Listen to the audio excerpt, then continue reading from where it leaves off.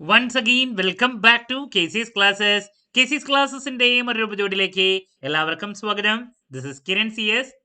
Calicut university M.Com first semester എക്സാംസിൽ നാളെ നടക്കാൻ പോകുന്നത് ഏറ്റവും ഇമ്പോർട്ടൻ്റ് ആയിട്ടുള്ള പ്രോബ്ലം പേപ്പറാണ് quantitative techniques for business decisions.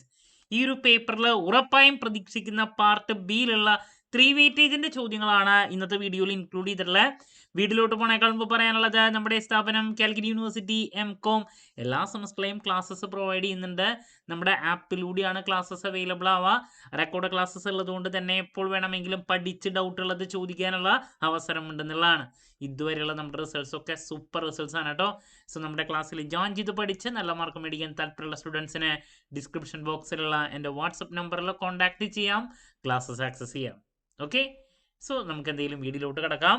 അപ്പോൾ വീഡിയോയിലോട്ട് പോകുമ്പോൾ ആദ്യം പറയാനുള്ളത് 3 പാർട്ട് കമ്പയർ ചെയ്യണ സമയത്ത് ഏറ്റവും ഡിഫിക്കൽട്ട് ആയിട്ടുള്ള ചോദ്യങ്ങൾ വരുന്നത് പാർട്ട് ബിയിലാണ്. ഇപ്പോൾ ലാസ്റ്റ് ഒരു 3-4 വർഷത്തെ ക്വസ്റ്റ്യൻ പേപ്പറിലോട്ട് പോകുമ്പോൾ ടോട്ടൽ 7 ചോദ്യങ്ങളിൽ ചില വർഷങ്ങളിൽ 5 പ്രോബ്ലംസും 2 തിയറി ഇടാറുണ്ട്, ചിലപ്പോൾ 6 പ്രോബ്ലംസും 1 തിയറി, ഇങ്ങനെയാണ് കണ്ടുവരുന്നത്. അപ്പോൾ പ്രോബ്ലംസ് തന്നെയായിരിക്കും വരാം.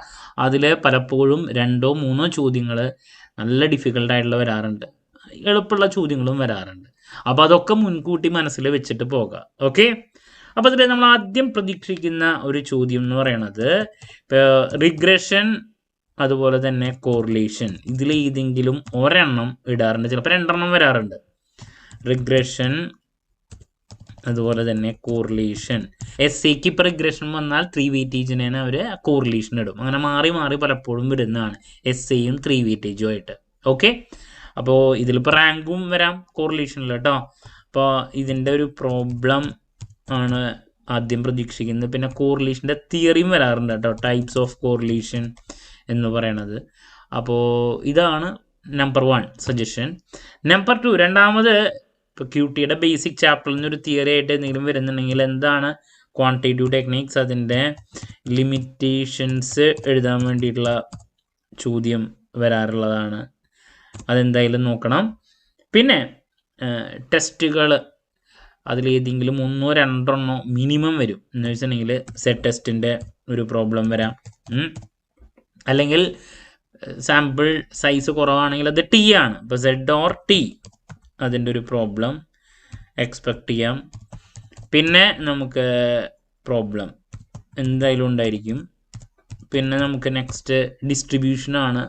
3 ഡിസ്ട്രിബ്യൂഷനിൽ ഏതെങ്കിലും ഒരു ഡിസ്ട്രിബ്യൂഷനെ റിലേറ്റ് ചെയ്തുള്ള പ്രോബ്ലമോ അതിൻ്റെ പ്രോപ്പർട്ടിയോ ചോദിക്കാറുണ്ട്. കൂടുതൽ നമുക്ക് പ്രോബ്ലം വരാറ് ഏതെങ്കിലും നോർമൽ, ബൈനോമിയൽ, പോയിസോൺ. ഈ നോർമൽ അതുപോലെ തന്നെ പോയിസോൺ ഇതിലേതെങ്കിലും ഒരെണ്ണത്തിൻ്റെ പ്രോബ്ലമാണ് കൂടുതൽ കണ്ടുവരാറ്. അപ്പോൾ നോർമൽ ഡിസ്ട്രിബ്യൂഷൻ്റെ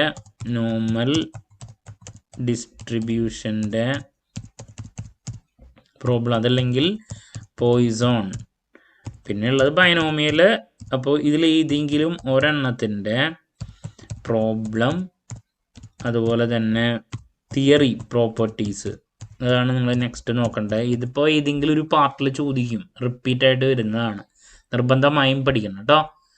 അപ്പോൾ 3 ഡിസ്ട്രിബ്യൂഷനിൽ ഏതെങ്കിലും ഒരെണ്ണത്തിൻ്റെ പ്രോബ്ലമോ അല്ലെങ്കിൽ അതിൻ്റെ തിയറി പ്രോപ്പർട്ടീസ് ആയിട്ട് അത് വരാം.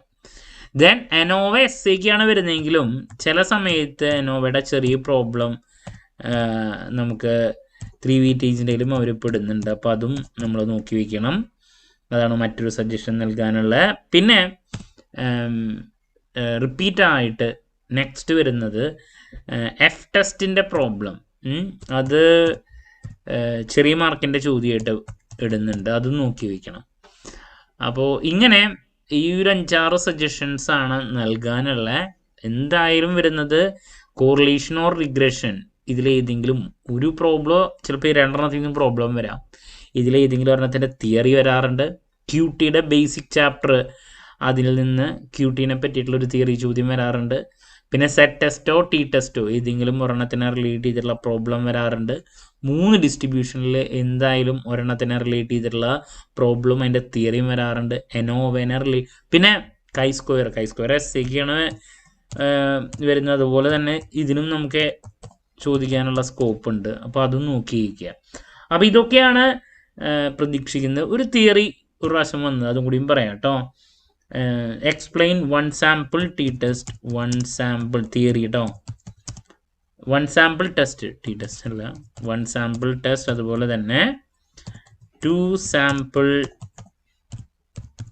ടെസ്റ്റ്. ഇതെന്താന്നുള്ളത് ചോദിച്ചിട്ടുള്ളൊരു ചോദ്യം വന്നിട്ടുണ്ട്. അപ്പോൾ ഇതൊക്കെയാണ് നമ്മൾ പാർട്ട് ബിയിൽ പ്രതീക്ഷിക്കുന്നത്. ഞാൻ റിപ്പീറ്റായിട്ട് പറയാണ്, 3 പാർട്ട് കമ്പയർ ചെയ്യുമ്പോൾ നല്ല ഡിഫിക്കൽട്ട് ചോദ്യങ്ങൾ കണ്ടുവരുന്നത് ഈ ഒരു പാർട്ടിലാണ് കേട്ടോ.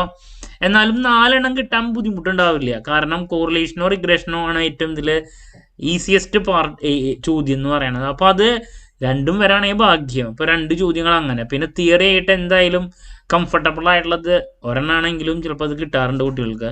പിന്നെ ഡിസ്ട്രിബ്യൂഷനെ റിലേറ്റ് ചെയ്തിട്ടുള്ള പ്രോബ്ലം സ്കോർ ചെയ്യാൻ ശ്രമിക്കുക. എസ്പെഷ്യലി പോയിസോണൊക്കെ എളുപ്പമാണ് നോർമലാണെങ്കിലും. അപ്പോൾ അങ്ങനെ ഒരു 3-4 എണ്ണം കിട്ടും. ടെസ്റ്റുകളിലത്തെ ചോദ്യങ്ങളാണ് കുറച്ചൊരു ഡിഫിക്കൽട്ടായിട്ട് അവർ ഇടാറ്. അപ്പോൾ ഇതൊക്കെയാണ് റിപ്പീറ്റായിട്ടൊരു 3-4 വർഷങ്ങളായിട്ട് വരുന്ന ചോദ്യങ്ങൾ. ക്ലാരിറ്റി കിട്ടിയെന്ന് പ്രതീക്ഷിക്കുന്നു. ഇപ്പോൾ 3 പാർട്ടിൽ ഞാൻ പറഞ്ഞുള്ള ചോദ്യങ്ങളിലൂടെ ഒക്കെ ഒന്ന് കടന്നു പോയി കഴിഞ്ഞാൽ എന്തൊക്കെയാണ് കൂടുതൽ ഫോക്കസ് ചെയ്യേണ്ടതെന്നുള്ളത് മനസ്സിലാക്കാൻ സാധിക്കും. എന്ത് ഡൗട്ട് ഉണ്ടെങ്കിലും കമൻറ്റ് ചെയ്യുക. അതിനുള്ള മറുപടി ഞാൻ വീഡിയോസിലൂടെ നൽകുന്നതായിരിക്കും. സോ നാളെ എക്സാമിന് ശേഷം എക്സാം റിവ്യൂ ആയിട്ട് വീണ്ടും കാണാമെന്നുള്ള പ്രതീക്ഷയോടെ നിർത്തുന്നു. This is Kiran CS signing off. Have a nice day. Thank U.